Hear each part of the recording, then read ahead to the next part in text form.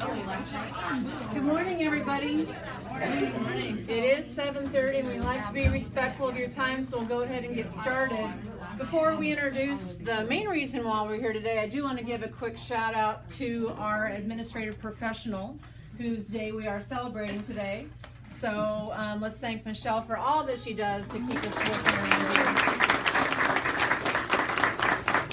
And if you haven't been in the back room yet, there's some more treats there, so we should have plenty of food for today. So again, thanks Michelle for all that you do for us. And I'm not going to beat around the bush here. I'm just going to introduce you to Katie from American Fidelity. Thank you. Again, I'm Katie Burns. I'm here with American Fidelity. A little bit about American Fidelity is that we're a financial solutions company and we work only with school districts and with educators. So that's something a little bit different about us as a company compared to other ones out there, is that we only work with people like you all. So everything that we do has been built specifically for you guys, and we're usually able to offer you a richer benefit, usually at a lower cost. I don't want to confuse anyone. We are not a medical insurance provider. Your medical insurance is not changing. That is still going to be with Wellmark. I just want to make sure that you understand that that is not changing, and you don't have to worry about that, because I know that insurance is confusing and all that good stuff. So I just want to make sure that you're able to separate those two things in your mind, that we are your Section 125 cafeteria plan provider. By that I mean we will be handling your flexible spending accounts moving forward, and then we'll be introducing benefits you all haven't had access to before, such as cancer plans, accident plans, short-term disability, critical illness, and portable life insurance. So that's kind of what we're going to be providing for the district. So that way you can kind of separate the two things in your mind. Your medical insurance is not changing, and that's going to continue to be with Wellmark, but we'll be handling your flexible spending accounts and all the voluntary benefits for the district moving forward. So these voluntary benefits are going to work separately but alongside your medical insurance. They might fill those holes that your medical insurance may or may not cover. If you decide to enroll in any of the voluntary benefits, all of those pay you directly. So you can kind of allocate those funds accordingly. I know there was a woman in Southeast Missouri and she was pregnant, and there were some complications, and so the benefit that she received from that, she was able to use to pay her mortgage payment and those kind of things, so that they could make sure that they still had a house for their family. So that's something that's nice, is that all the benefits pay you directly instead of going to the hospital or healthcare provider or anything like that. We will be here on Monday, May 2nd through the 4th. We do have to meet with everyone. So I don't like to use the word mandatory, but I'm going to use it. These are mandatory meetings. So we do have to meet with everyone, whether you're on the schools or the district's medical insurance or not. These are mandatory. We have to meet with all of you. The reason behind meeting with all of you is that you'll have the opportunity to sit down with somebody one-on-one. We'll go through all the benefits that you currently have as well as those that are offered to you. By doing so, you're going to keep the district in compliance with the IRS, which is extremely boring, but it's also very important for you all because it does protect your ability to pre-tax benefits, and then it also allows the district to pre-tax benefits for you. By pre-tax, I mean that they get taken out of your paycheck before Uncle Sam hits it with those taxes, so it does lower your taxable income for you. So that does end up saving you some money in the long run if any of the benefits that are offered to you are needed for you and your family. Your plan year is going to be July 1st, 2016 through June 30th, 2017.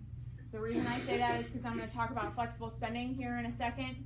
And so I just want to make sure you all know when your plan year begins and when your plan year ends. So a little bit about flexible spending is that it's an account that you can set up, that you can funnel money into pre-tax out of your paycheck to use on known eligible medical expenses that you know you or your family are going to have in the upcoming year. So again, that's why that's important to know when your plan year begins, July 1st through June 30th, 2017. With flexible spending, it is a use it or lose it account. So any money that you have being taken out of your paycheck to go into this account, you want to make sure you use all of it before that plan year ends on June 30th, 2017. It is nice to be able to set aside that money pre-tax to use on yourself, a spouse, any dependents that you claim on your taxes. That way you're able to save some money on that, as well as getting it pre-taxed out of your paycheck. check. So this is not like an HSA then? It's going to be different than an HSA in the You have sense to that you spend it. have to use it Okay. all, whereas the HSA does roll over from year to year. Right. If you have an HSA, flexible spending you can still participate in, but you'll have to do a limited purpose flexible spending account. By that I mean it can only be used for dental and vision expenses. So that's the difference between a regular flexible spending account that can be used on a variety of eligible medical expenses, and most of them are kind of outlined in each of your brochures. But that's just, it's a good question, because I just want to make sure that you all know the difference between the flexible spending account, the HSA, and then the limited purpose. With the flexible spending account in the past, it has been offered to the district, but ours is a little bit different, which is why the district has chosen to transition to ours. We do not charge any fees associated with our flexible spending account. There are no transaction fees, there are no fees in participating in flexible spending. It's completely free for you all to participate. The only thing is you just have to set aside your money into the account and then make sure you use it all. When you say use it or lose it, when you lose it, where does it go? Where does the money go? It actually goes back to the district. So just something to keep in mind, that you want to make sure you use it all, or else you'll just be handing the money back to the school district. Does that answer your question? Now I'm thinking then, where does it go when it goes to the district? They can decide how to allocate the funds. So with the flexible spending, I mentioned that debit card that we offer to you all, and again, that's free. There are no fees associated with getting a debit card or using that debit card, but it is nice that you can just go ahead and swipe it at the doctor's office, at any pharmacy, and that way those funds will be taken out automatically, and you don't have to worry about paying anything out of your own pocket. It just comes straight out of your account. We do offer a mobile app as well, so that you can submit receipts to us if you aren't able to use that debit card, or a lot of times we will ask for receipts, so you want to make sure that you save those either way, but that way you can just snap a picture of the receipt and have it sent in to us, and you don't have to worry about it anymore. It will also allow you to check your balance on that mobile app as well. That way you can kind of keep track of things, and you aren't going to overspend, or you're going to make sure that you use it all, so you know exactly how much you still have in there. With flexible spending, it is front loaded. By that I mean that the amount that you decide to set aside for the entire year, so again, that July 1st, 2016 through June 30th, 2017, the entire amount that you decide to set aside for that entire plan year will be available to you on July 1st. So I know there was a man in Missouri, he was getting LASIK eye surgery on the 5th of July, and the district's plan year started on July 1st.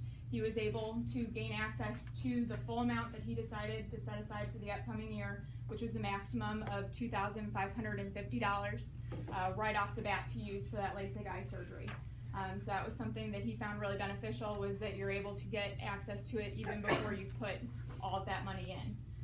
So just something to keep in mind. If you know that there's a big expense coming down the line for you, you can set aside that full amount, or however much you feel you're going to need, and gain access to it right away and use it right away, even before you've put all of that in there for you.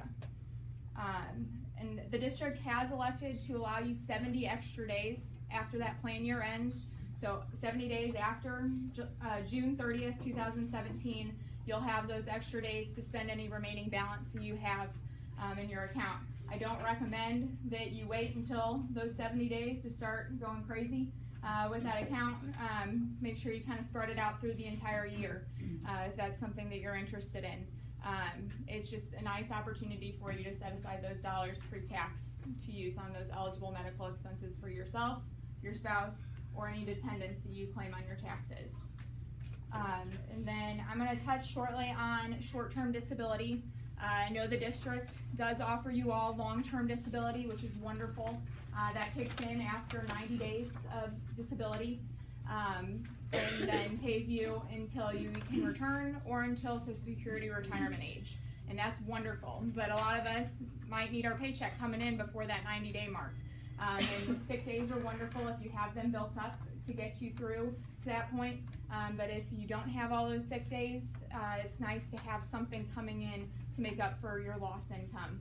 So if you become disabled on or off the job and you're unable to perform your job, and your doctor says you're unable to perform your job, we will start paying you 60%, up to 60% of your monthly income to help you get through that time. So that's something that's nice to have kind of as a safety net if you feel like your income is important to you and your family and you don't have those sick days built up to get you through to that 90-day mark when the long-term disability provided by the district kicks in. It's something to think about. The first year that we offer short-term disability with the district, we do so without any medical questions asked. Moving forward, it is one of the more difficult benefits to qualify for just because something as simple as going to the chiropractor in the last year will disqualify you. So just something to think about if your income is relevant to you and your family and you might not have those sick days built up to get you through until that long-term disability kicks in. It might be something for you and your family to consider. But then a recap, because I know this is a lot of information to take in all at once and it's a lot of new information for you all. But again, we are handling your Section 125 cafeteria plans. Your medical insurance is not changing. We will be here on May 2nd through the 4th from right around 7:45 in the morning until right around 4 o'clock in the afternoon. There will be one representative here to meet with all of you. We do have to meet with everyone, whether you're interested in anything, whether you're on the district's medical insurance.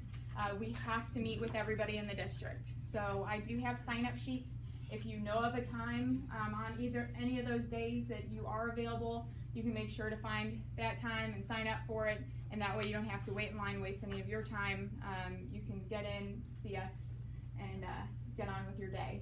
We want to make this as painless and efficient for you all. So again, I just have 3 days and sign-up sheets. We allow 20 minutes per time, but by no means do you have to use all of that time. We just want to make sure we provide you the opportunity to sit down with someone and really become confident in your insurance benefits, because we know insurance isn't fun. We know that it's not always easy to understand, and so it is nice to be able to sit down with somebody face to face and talk through things and ask any of those questions that you may have. And so during those meetings, we'll go through all the benefits that you currently have as well as those that are offered to you, just to make sure you understand everything. And again, they are mandatory because of that compliance side of things. We want to make sure that we protect your ability to pre-tax benefits for yourself, but also the district's ability to pre-tax benefits for you all.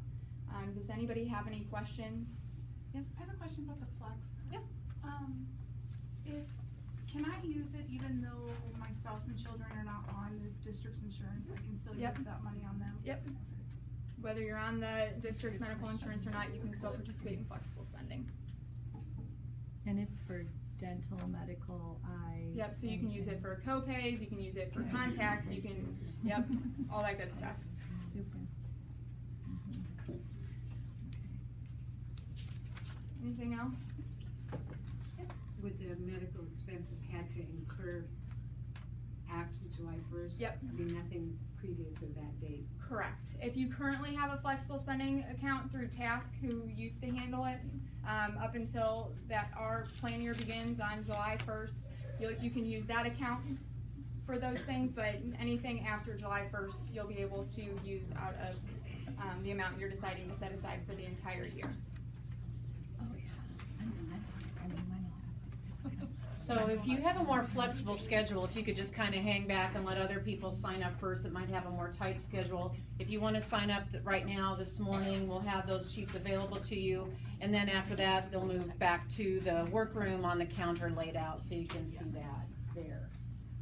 And if you didn't get a chance to sign in, I've signed you in because that was easier than to send the sheet back around again. Somebody will be in this building then when we meet.